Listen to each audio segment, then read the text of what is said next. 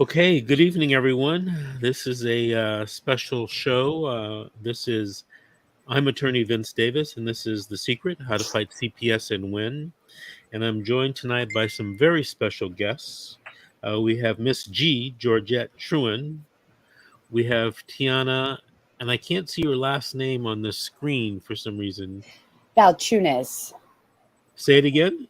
Balchunas. Balchunas, and then we got Destin, and we have Cassandra. How is everyone doing this evening? Excited to Doing be good. here. All right, so this is, I asked Grace, the producer, to find one guest, and I've got four. So it's a packed house tonight. What are we going to talk about? Well, I have a couple of things I would like you to address to the public about when they want to retrieve their files from the court.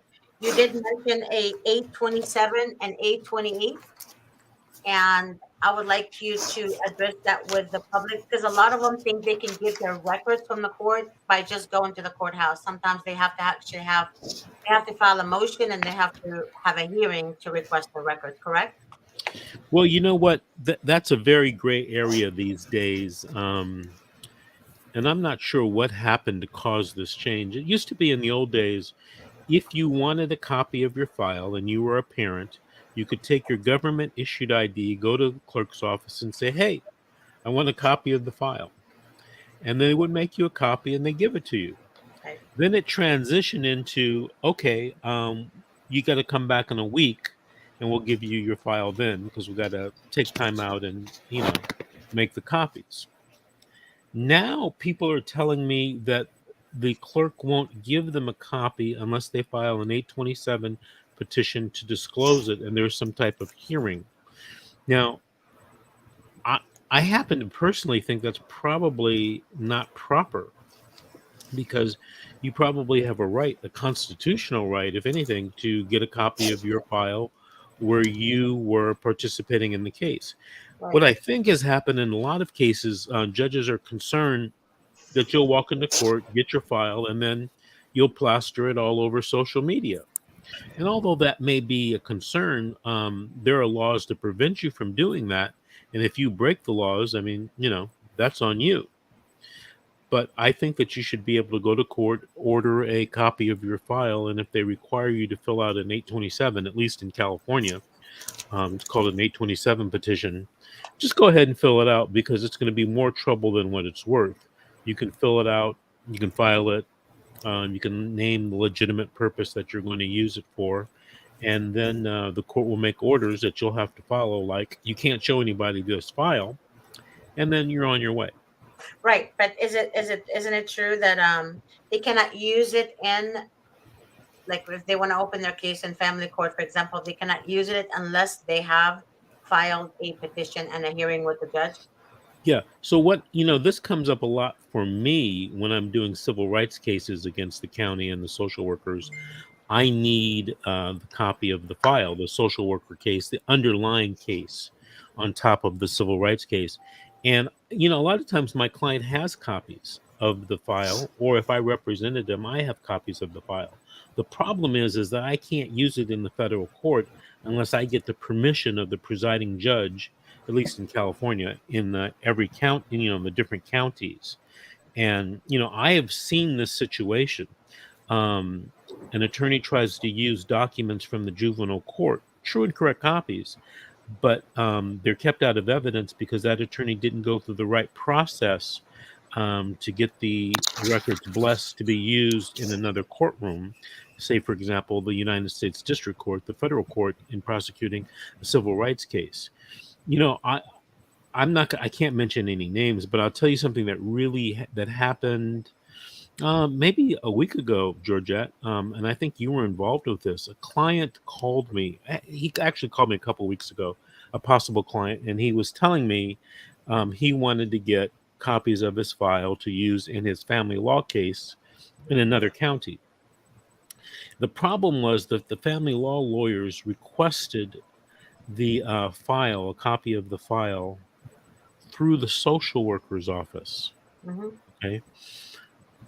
And I was trying to explain to him and then subsequently to his attorneys in family law that they were doing this the wrong way. Mhm. And even if they did get everything, which they weren't going to do because there was no court order, they might be prohibited from using it in the family law case, down the road in an upcoming hearing or trial. Mhm. So, if you think you can't figure out how to get a copy of your file, don't feel bad, because attorneys, licensed, experienced attorneys, don't know everything that they need to do to get an 820 to get the copy of the file and use it subsequently in some type of other legal proceeding. Mhm. So Okay. that's the story about getting your file. It used to be easy. It's a little bit complicated.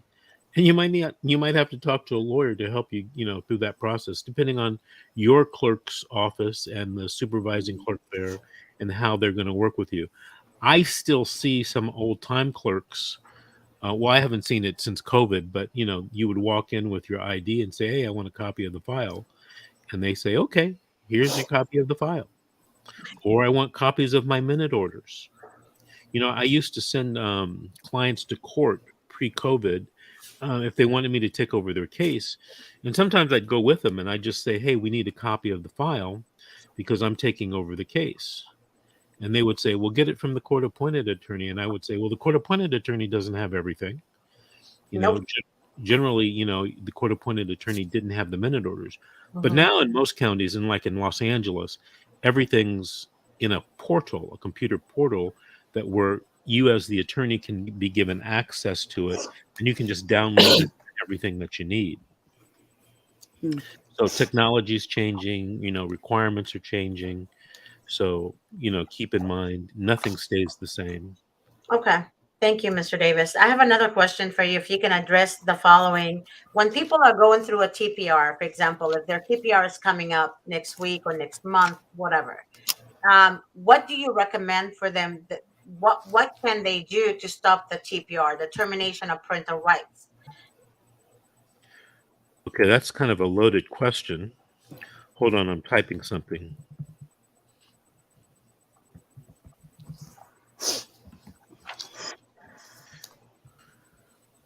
All right, so I was just answering a comment on one of the sites.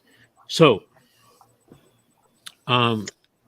you kind of limited it when you said the TPR is next week. You have 100, and at least in California, you have 120 days to prepare for your TPR. And I always scratch my head when people come to me and say, "Oh, my TPR is next week. What can Mhm. you do for me?"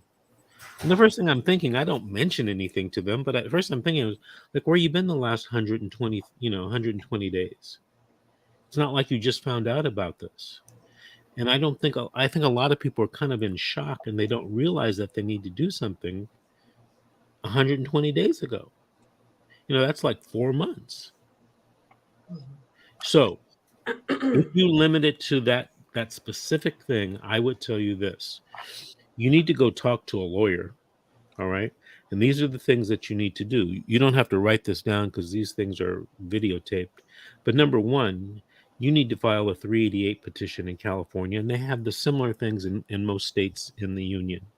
Okay. The 388 says, "Hey, judge, I want to stop the TPR because blah, blah, blah, blah. I want the children returned to me because blah, blah, blah, blah, blah. I want more family reunification services because blah, blah, blah, blah, blah." And you can file the 388 petition. The next thing you should do is you should file a motion for a bonding study if you haven't already done that. The best practice is, and I learned this from another attorney many years ago, the best practice is when your clients or when your family reunification services are terminated, you know, um, right then and there, you have 120 days to the TPR. You should ask the judge for a bonding study, because a bonding study will give you the evidence to win a TPR hearing. Now, a lot of people think, my rights aren't going to be terminated. They're wrong. A lot of people think that this is so crazy that no judge would ever terminate my parental rights. They're Mhm. wrong. And a lot of people think, it must be really hard to terminate my parental rights. They're wrong. It's really easy. Prior to Clinton signing this act in the late 80s, 1997. it was extremely hard to terminate a person's parental rights. As a matter of fact, they had to start a whole new lawsuit. They used to call it a 232 action in front of another judge in another courtroom to terminate your parental rights. It was very unusual for that to happen, and it was very hard for them to win a 232 case. But since the new law came into effect, it's very easy to terminate your parental rights. Mhm. So if you're heading towards a 2-6, you're kind of under the jailhouse by that time, and you got to do a lot of digging and dig fast. So there's the 388, there's the motion for a bonding study. And what a bonding study will do is will show you or tell the judge that there is a relationship between you and the child such that it would be detrimental to the child to terminate the parental rights of the mother and father. Now listen to what I said. I said detrimental to the child, Mhm. not detrimental to the parent, Mhm. detrimental to the child. The next thing that they should be focusing on is if there are any siblings, because siblings, I think in California at least, it's 12 years old. A child of 12 years old or older, I believe, can stop an adoption just by saying, I don't want to be adopted. Mhm. And you get a lot of cases where social workers try to convince these kids, in various ways that, oh yeah, you really want to be adopted. And, there's a lot of cases and litigation in that area. And the other thing that comes up, and you should seriously consider this, is if there are any relatives anywhere or any nephrons, non-related family members Mhm. that could take the child, you should be filing 388s for them. Have the child placed there. Is that a 388 for each family member or combined together? For Each. each. Got it. Right. I was going to tell you a story that happened recently. Um, I had been representing this woman from the very beginning. And there's a case in Los Angeles County. And we went all through the case. She never got the child back at the 6-month date, at the 12-month date. And of course, we lost the earlier disposition hearing. And as I recall, we appealed the case and we lost the appeal. And she came to me after she lost her family reunification services during Mhm. that 120-day period. And she said, look, I need a plan on what to do to get my kids back. Mhm. I said, okay, let's come up with a plan and let's implement it. I said, but some of the stuff I'm going to tell you, you're not going to like. Some of the stuff that I recommend that you do, you're not going to want to do. You haven't done it already, so what's going to change? And you know what she told me? She says, but now I really get the picture. I'm going to lose my kids. And I'm thinking to myself, well, where have you been the last 12 months? Mhm. These people are serious. They're not playing around. Nope. I don't know if you noticed this, but when you go into the courtrooms, there's a sheriff there, a bailiff with a gun. Mhm. They are not playing around, and they will take your kid, and so fast it'll make your head spin. They'll traffic your kid so fast. Yes. So I came up with a plan. She implemented it, and she did what she had to do. Remember, I can take you to the water. I can't make you drink. Nope. She decided, okay, I'm going to drink the Davis Kool-Aid, and I'm going to do what I have to do. She did it so well that I think it shocked the judge. We filed a 388. The social worker recommended no, no, no. The kid should be adopted by the foster parents. And then while I was in there, I got the kids moved to a nephron who knew the family, and the boys, they were a little older.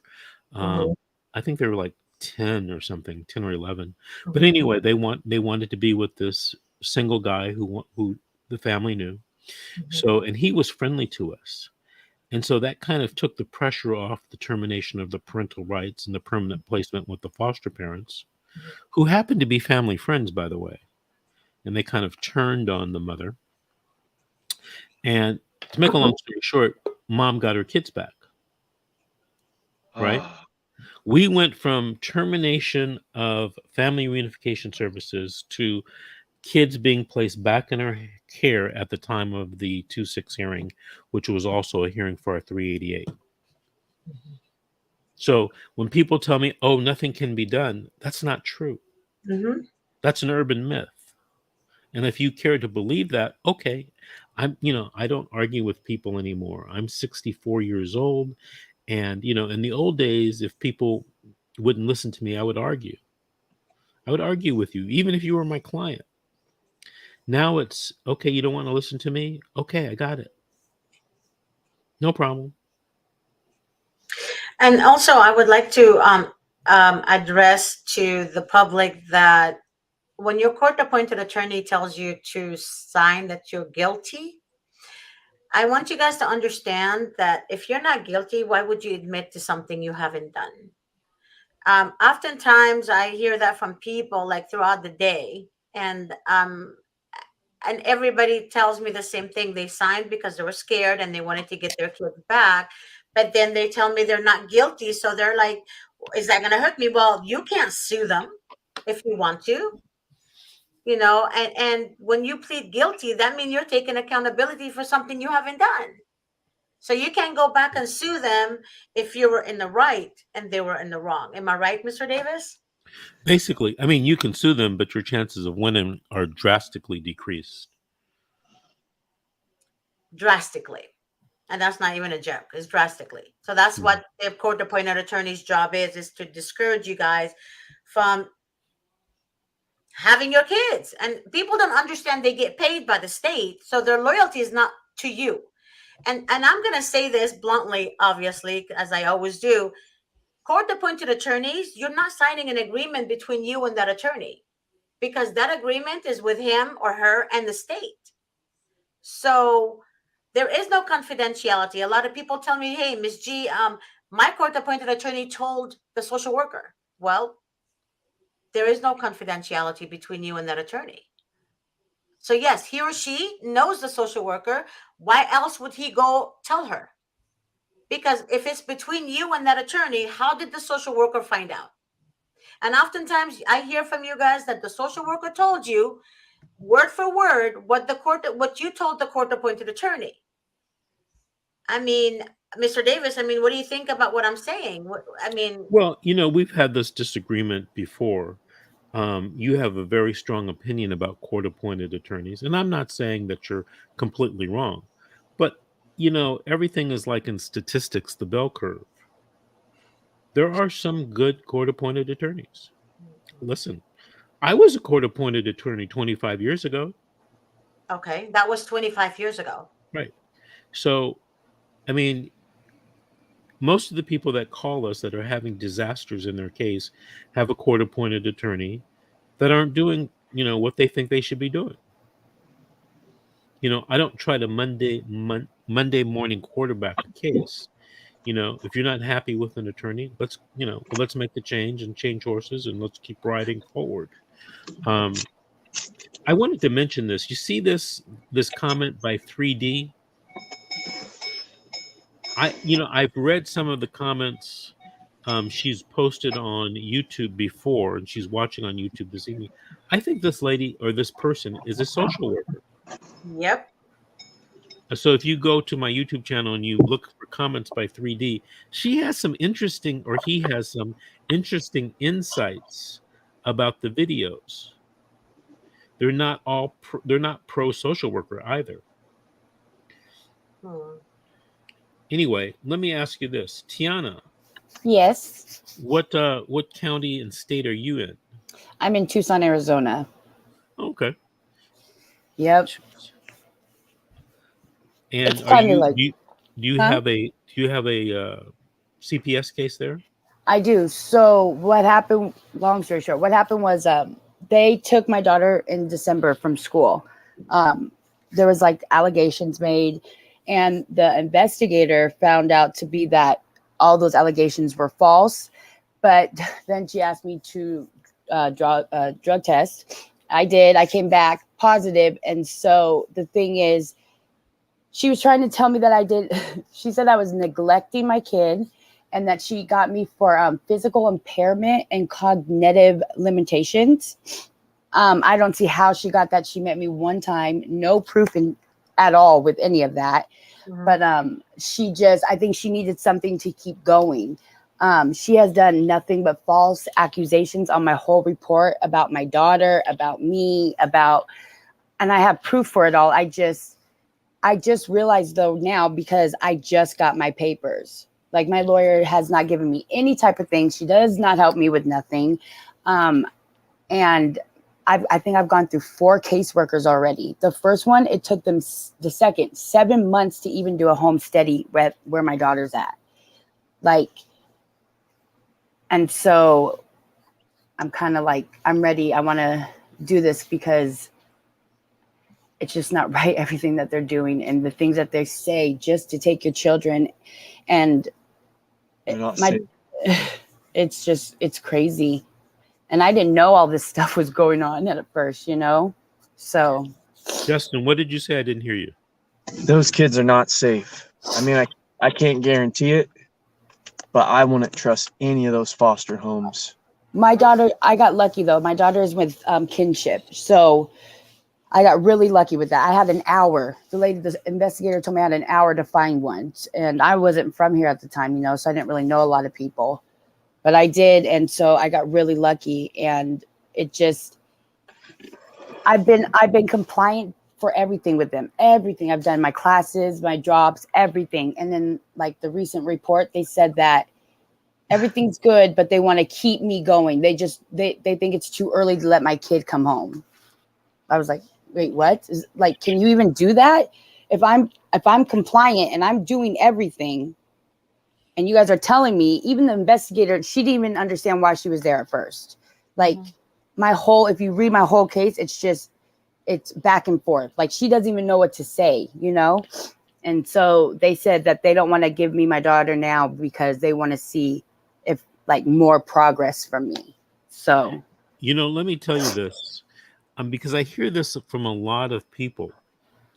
And did you know that at the next or at the hearing, at every hearing, review hearing, you have the right to have a trial to I get your didn't child know. home? Yeah. No. So if the social worker says at the 6-month review hearing, we don't want to give her a child back because blah, blah, blah, blah. You have the right to have a contested hearing, a trial, to prove to the judge that the child should be returned to you. Mhm. Now, you may not know that, or you may not have understood that through conversations with your lawyer, or you just may have thought, well, I have to do what the social worker says. My Right. lawyer, she just calls me an hour before, or or maybe for an hour the day before. I've never met her. We've only done, all my court stuff has been done over the phone. She doesn't talk to me about anything. I tried to do a Rule 59, I believe it is, but they changed the name of it to have my daughter come home. She said no, she wasn't even going to push for it. I was like, wait, what? Okay. So I just, I just don't even know where to go from here. I'm going after them no matter what, but either way, I'm kind of in a loss of words, really. Georgette, if I did like a weekly or bi-weekly Zoom, like we're doing now, or StreamYard, and talked about all of the rights you have at every particular hearing, do you think that would be helpful? Yes. Because Tiana is saying something, and I'm listening to her, and I'm thinking she has no idea Mm-mm. about how her case could be, maneuvered and fought. Now, I'm not saying, Tiana, had you done that, you would have your child home with you. I'm not saying that at all. But you don't even know what rights you have other than what your social worker or your attorney is telling you. And I want to make something very clear. I don't know anything about your case, right? Uh-huh. I can't tell you that your attorney is giving you bad advice because I don't know anything about your case. Well, my attorney But and caseworker haven't even told me this. I've been researching these. What I do know, I've been researching myself. Okay. But I can tell that you're not aware of all of the rights you have. And what I Yes. want people to be able to do and say is, look, I understand all of the rights I have. You know, at this hearing coming up, I've got 5 rights. And if I'm going to give up all of those rights, I'm going to give them up knowingly to what I'm doing. Not because I didn't know about them. You know, that's the worst thing possible. You know, all of the states in this country have CPS schemes that are very similar because they all have to deal or comply with federal regulations from the Department of Health and Human Services. So I know that, you know, you have the same kind of similar or the exact same kind of statutory makeup as California. Hmm. So I know there's going to be a 6-month date, a 12-month date, that there was a jurisdictional and a dispositional hearing. I know that there could be a TPR, termination of parental rights. So it's all the same, no matter if you're in Arizona or California or Florida. You know, it's all the same or similar framework. So, you know, I wrote a book, and I think you can still get it free somewhere online, or Georgette can email you a copy. And it's called The Secret: How to Fight CPS and Win. And it was written only for parents and relatives. I didn't Okay. write it for lawyers and judges. Okay. Completely different audience. And all I wanted to do with that book was to give you a general background, kind of a 30,000-foot overview. Because so many people I talk to every day, they have no clue as to the framework. So I got to, you know, try to explain the framework. And inevitably, the framework is much different than what they thought it was for the last, 12 months. Have Hmm. you ever tried to convince somebody of something that in their mind and in their heart, they believe it's this way Hmm. because they just didn't know any better? I mean, you and I have gone through that, I'm sure, in life. We thought that was true. And then one day we found out, you know what? That wasn't true. But we've been, living our lives as if that one thing were true. And the same thing happens in these cases. People think this is true and, I'm going to win. I was talking to a woman today and just consulting with her and trying to help her. She's representing herself against my advice, but she has these documents that could go a long way to her winning her case. And there are documents from a medical facility, a hospital. And she was telling me that she was going to introduce these documents into evidence and therefore she would win. Hmm. And she was right. But here's the problem. If anybody objects to those documents, they're not going to come into evidence. And then the judge can't consider them. What do you mean object to documents? Well, you know, there's all kinds of rules of evidence in every state in this country. And generally, if you just show up with pieces of paper, if somebody objects, they're considered hearsay. So I told the woman, I said, well, you got to lay a foundation. And then we have a 30-minute talk about how to lay a foundation, right? So you can't just think you have your case nipped in the bud because you have these documents. Hmm. You have to lay a proper foundation. But, those are things, your attorney should be talking to you. I know a few months ago, maybe not a few, maybe several months ago, I don't know if it was Georgette or somebody was asking me to do some type of series or a couple shows on evidence. I did. Because evidence is the only way you can win the case, but nobody knows the evidence code. Yeah, like I mean, I had whatever all the false things she said in my case. I have like my proof to back it up.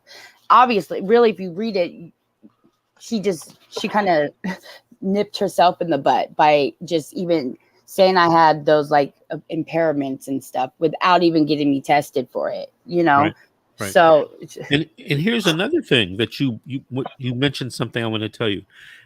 In California, and I think in most states, the evidentiary rules that apply to you, they don't apply to the social worker. oh wow, Right. You would think they would be equal, right? yeah, No, no. Social worker can use hearsay. Huh. You can't.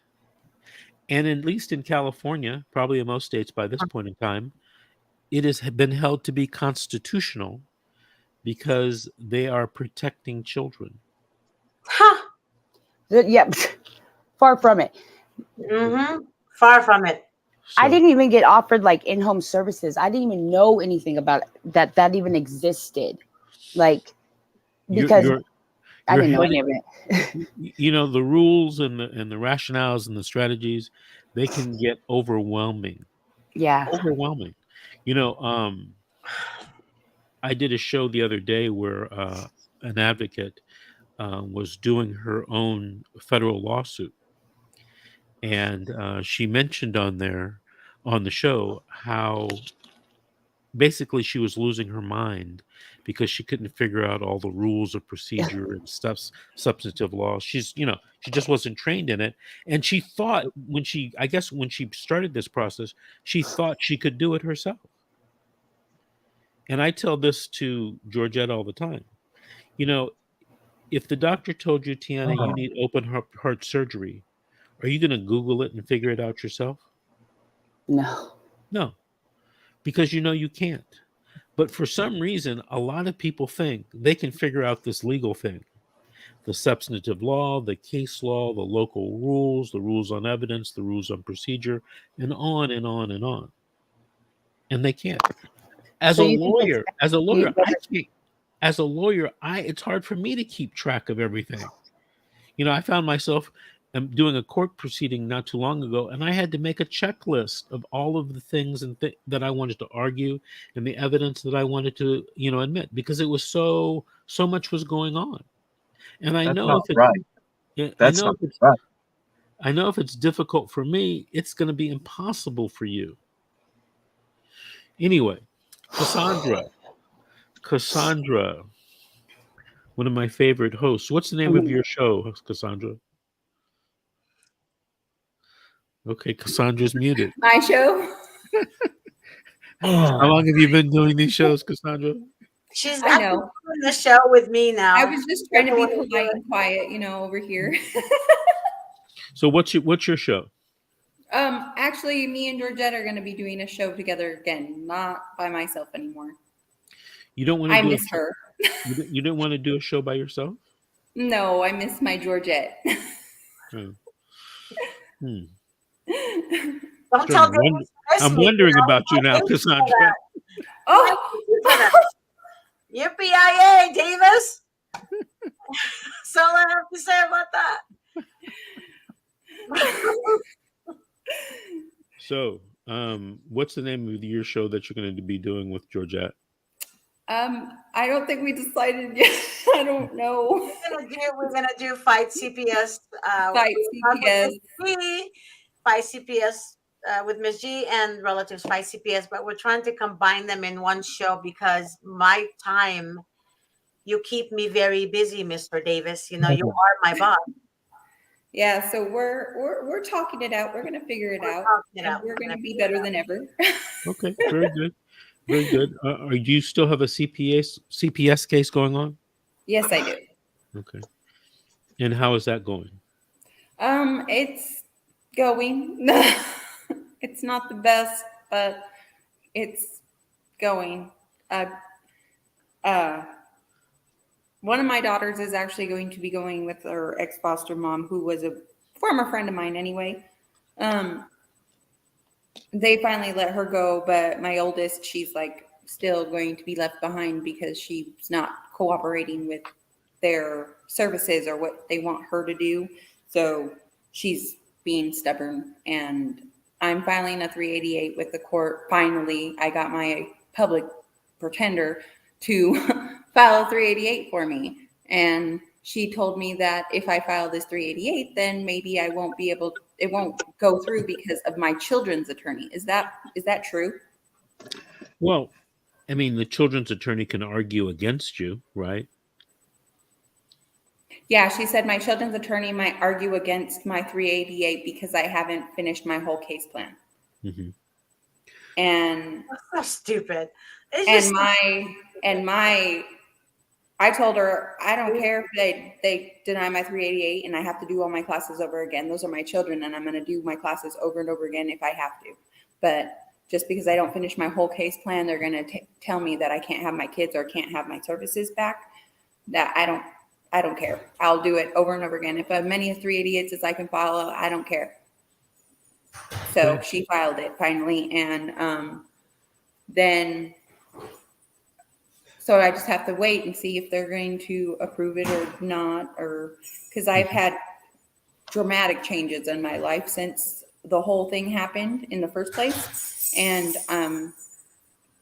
I have almost all my classes done, and I don't see why she would be able to file 388 and it be get denied when I've been told by, I know you don't always believe the social workers, Miss G, don't yell at me for this one, but the social workers actually told me to file the 388 to get my girls back because of the CFT meeting we had the other day.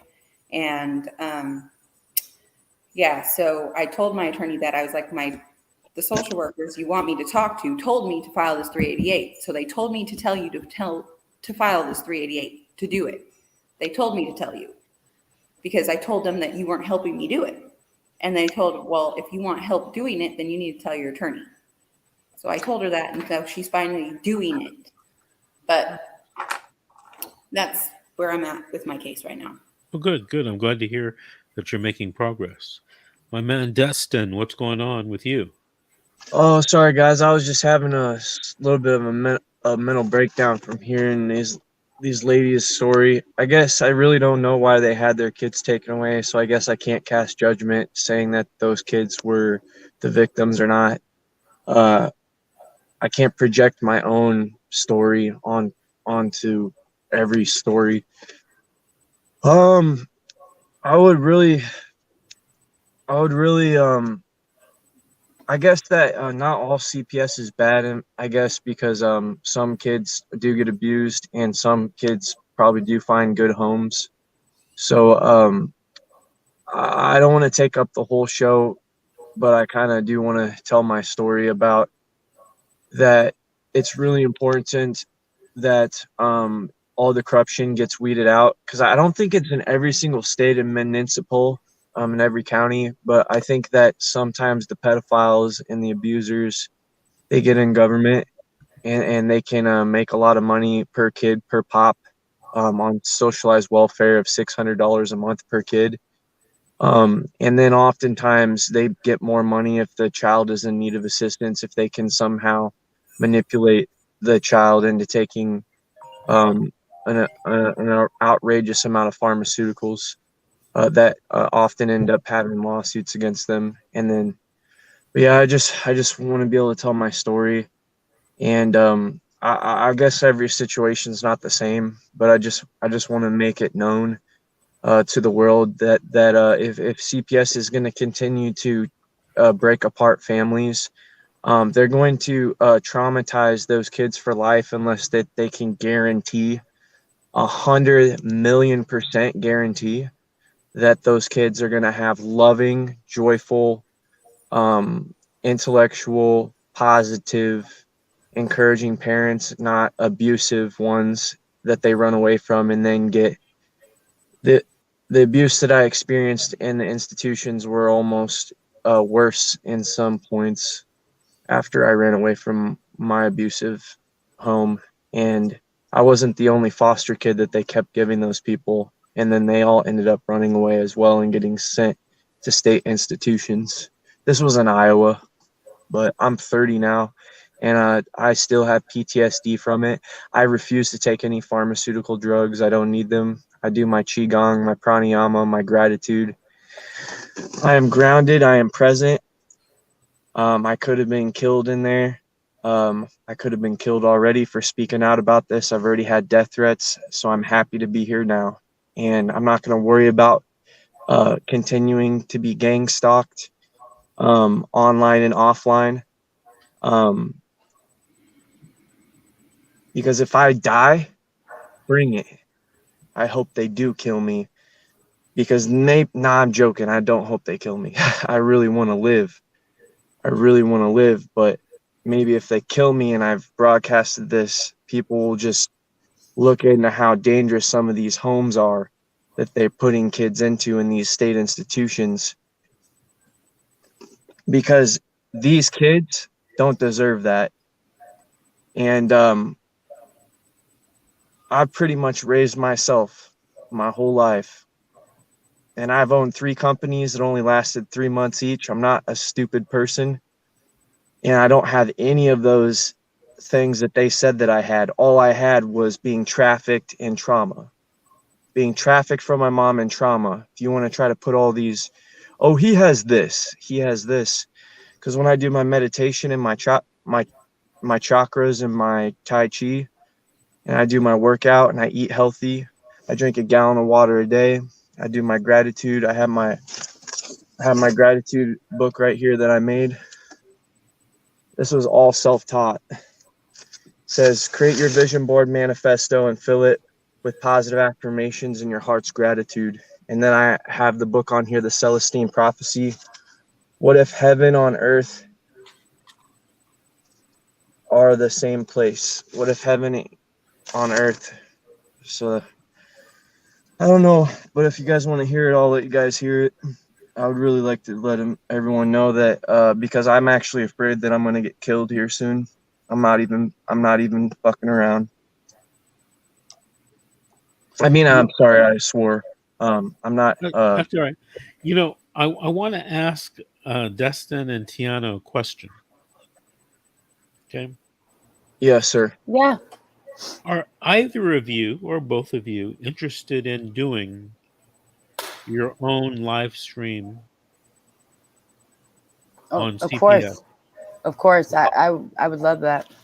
Okay. Oh yeah, definitely. And I'm not gonna talk bad about CPS because I'm gonna be coherent, and I'll be grounded too.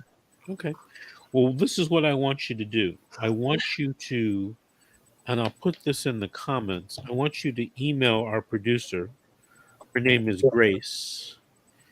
I'll Grace, even drive there. I don't care if it's 20 hours away. I'll drive there. where are you? Right now I'm in Sacramento. Okay.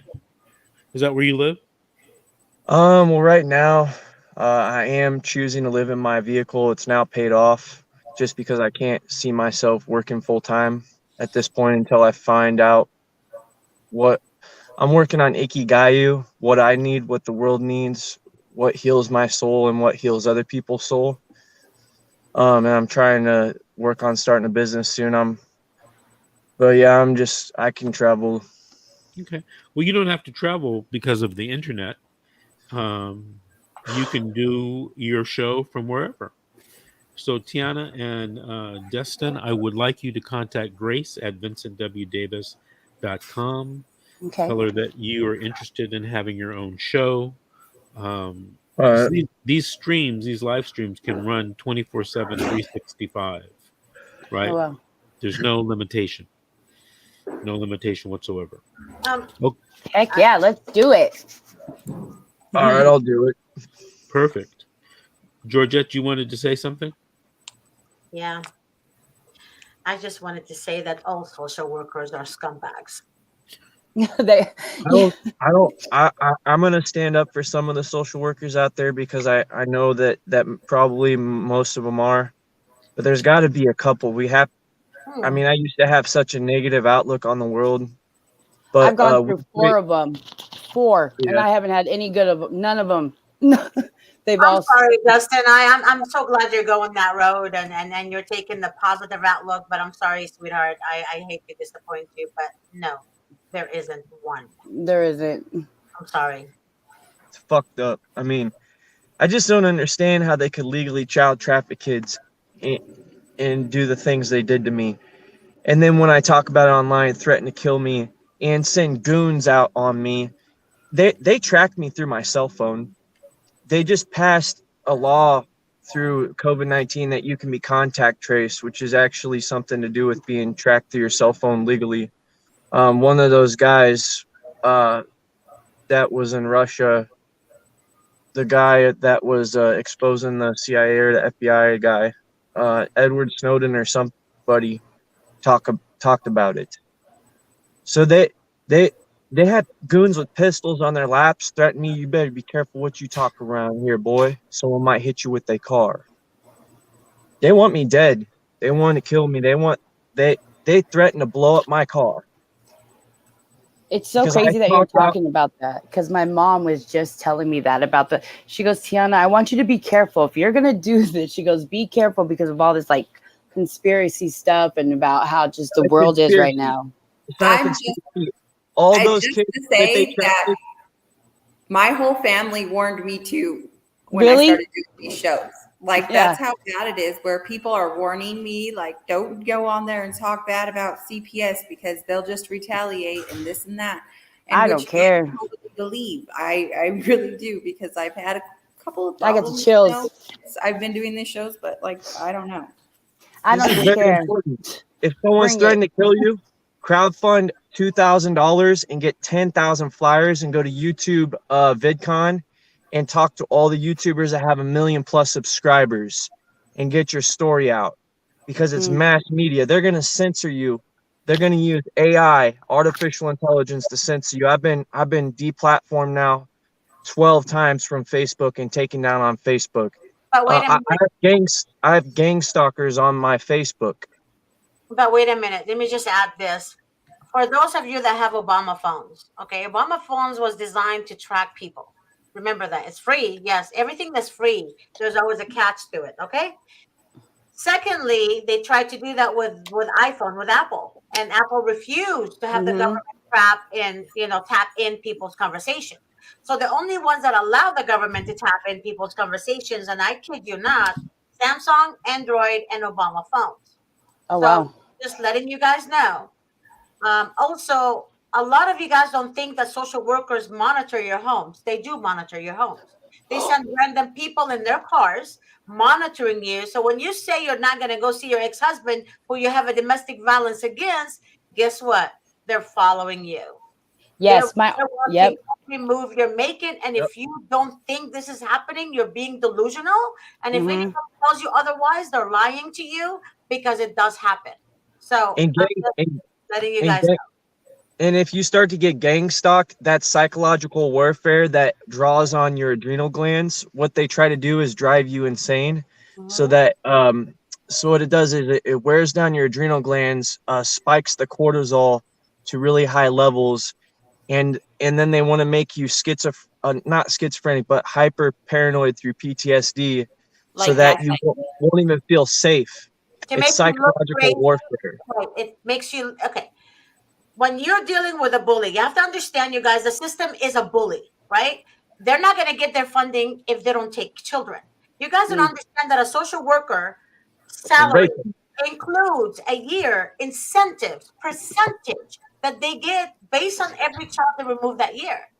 So you guys need to be mindful. This is all business. There is no one social worker that's great. Bullshit. It's Bullshit. not. I'm sorry. It's not. Whoever tells you that is fucked up in the head, because social workers want to ensure their money comes in from the federal government. Yep.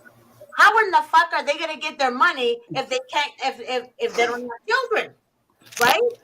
So basically, you guys need to understand they do have enough money to send people following you. There's a lady that was followed to Ralph's, a lady that was followed to Bavarian Market, a lady that was followed to the doctor. I mean, and she kept asking him, who are you? Who are you? And they would take videos of her. I mean, it was insane. Then later on, she found out that it was a social worker.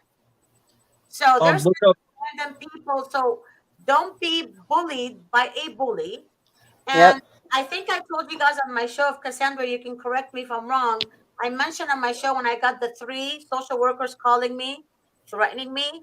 I wasn't afraid. Honestly, the older I get, the more bold I am. And I don't give a fuck anymore. I really don't give a fuck. So all I said to them, I said, bring it on, bitches. And I hung up the phone. I mean, a social worker knew my name, obviously, from the shows. She knew everything about me. And she wanted me to stop doing my shows. And then I just wouldn't have it. So you guys need to understand, if you allow a bully to bully you, you're just going to be weaker. And that's what they want you. They want you to break. They want you to be weak. They want you to rely on drugs. They want you to drink yourself to sleep. They want you to numb the pain. Don't allow it. Be No. stronger. Put on your armor of God. If you're Christian, you'll know what I'm talking about. And be Yes. bold and walk like a warrior and your head lifted high. Don't Oh, allow a bully to mess with you and your psyche. and, That's all I have and to say.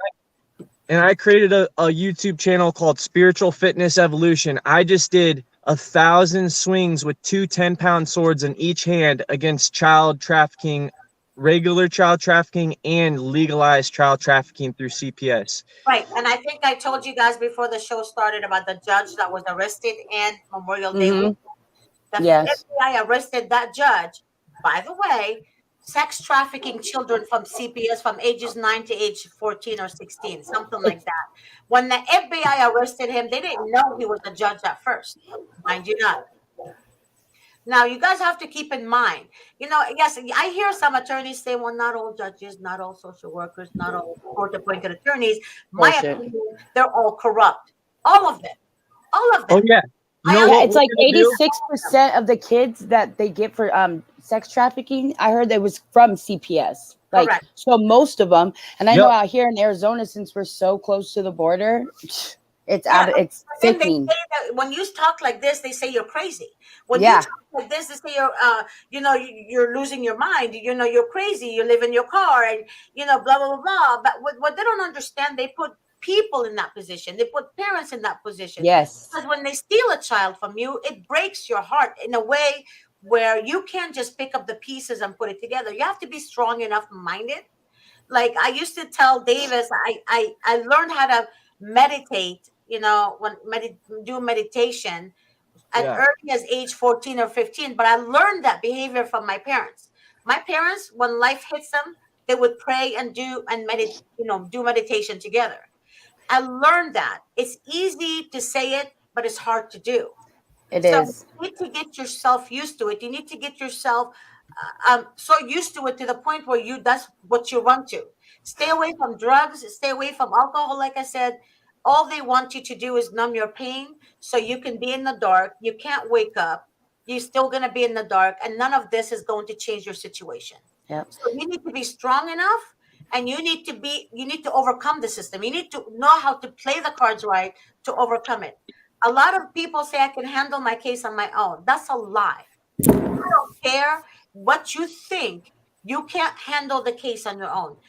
You can't just choose any attorney. You have to choose the right attorney to handle your case. A right attorney that understands how to deal with a narcissistic, sociopathic, sons of bitch system, right? Psychopath. That knows how to use certain strategies based on the case that can help you win the case. You guys don't understand that.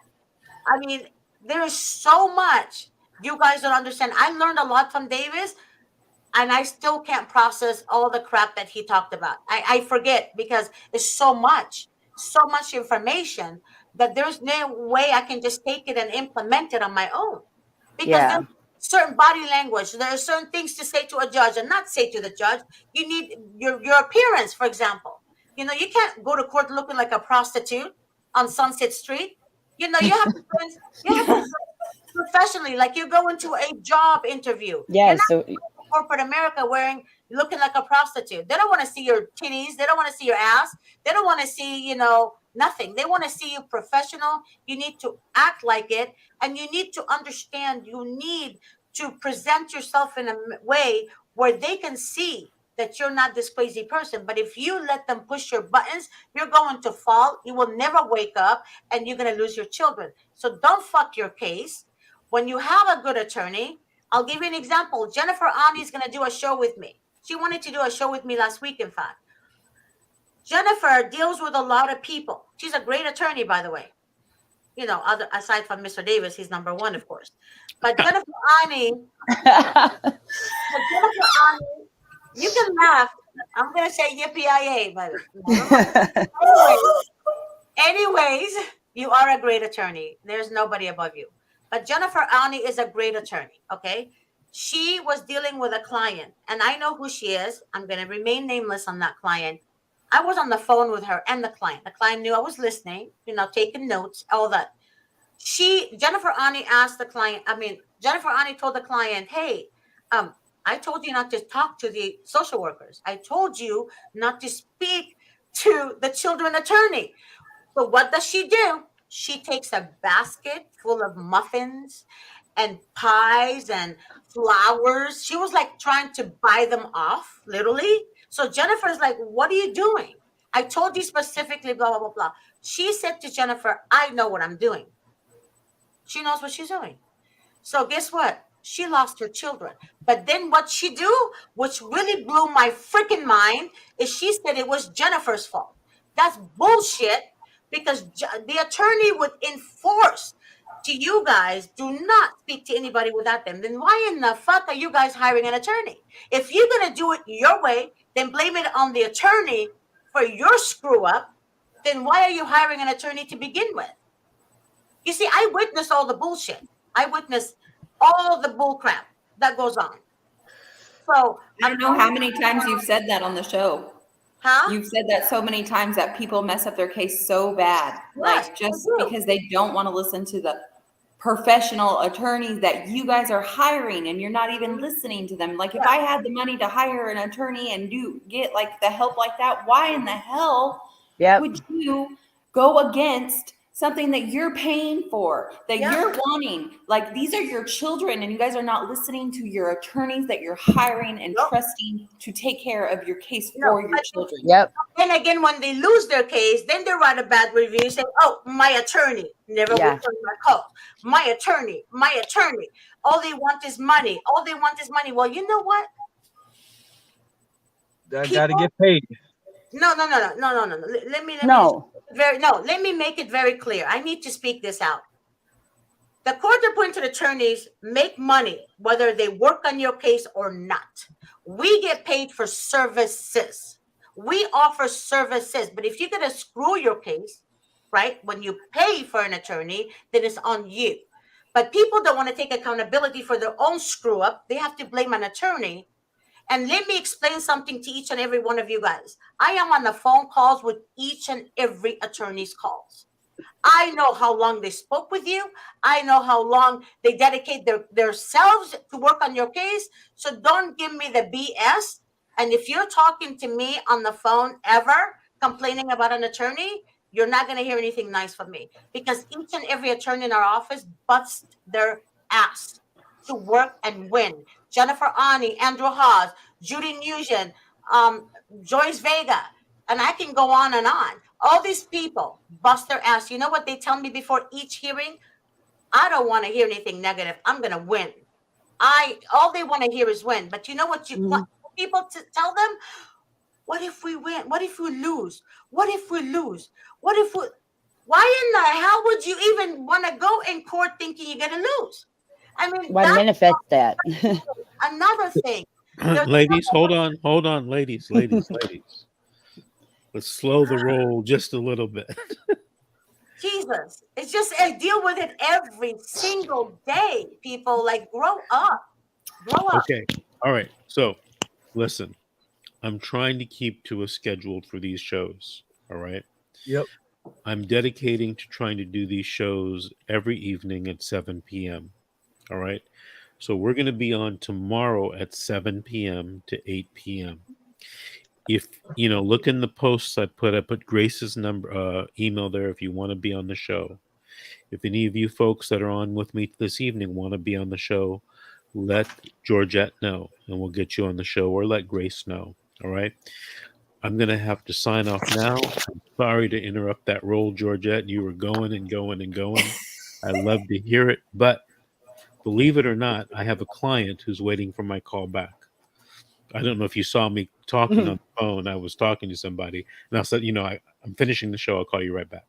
So we're going to sign off now. I want to thank everyone for being here. Thank you. Justin, Georgette, Tiana, Cassandra. And Cassandra, I want to see you back with your individual show soon. Um, but anyway, Georgette, are you going to be with me tomorrow night? Yeah. Okay. And Georgette, can you get a hold of us about the book and then the show, whatever, as well?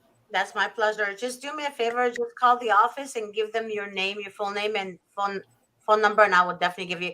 I usually communicate with people via text or call. Okay. If I can't get a hold of you or Dustin, I will text it to you. Okay. All right, great. All Thank you. Good Do you have my phone number? You have No, to call. I have it. I'll have Grace call you. Cassandra has it. Yeah. Yeah. All right. Good night, folks. See you guys Good tomorrow night. at 7. Thank you. All right, thanks, guys.